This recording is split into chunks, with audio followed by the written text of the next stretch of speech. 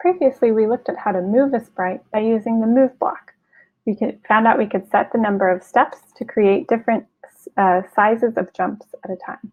In this case, when I click the green flag, my sprite moves forward 40 steps. By using a negative number, we can make it move backwards. Now it moves backwards, or left in this case, by 40 steps.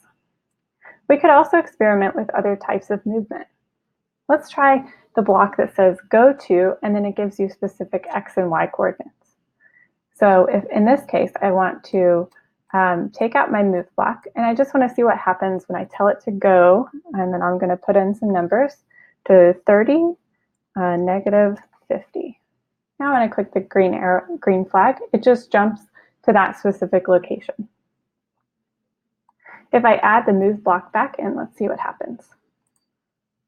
It looks like it just jumps negative 40 steps. That's because it wasn't actually going to a different location. It was already at 30, negative 50. Now, why, when I click the green flag now, does it not look like it's moving? Well, it's because both of these happen so quickly together that we can't see it as 2 steps. We could change that though. So in the in the control, there is an option to wait for a number of seconds.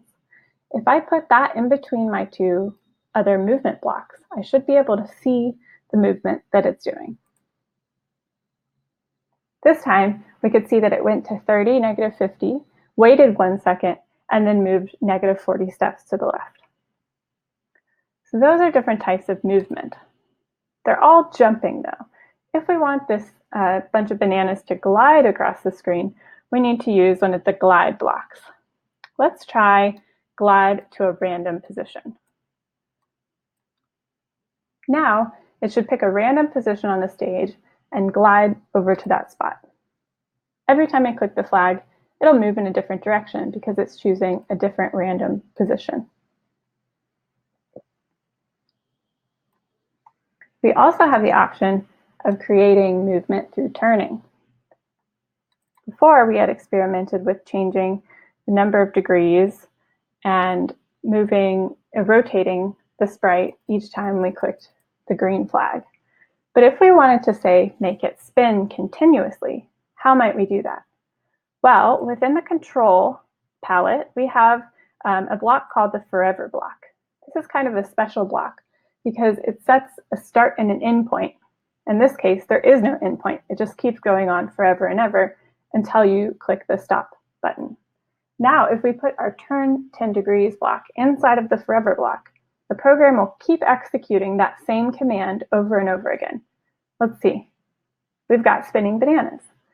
We could also make it turn in the other way by doing negative 10 degrees.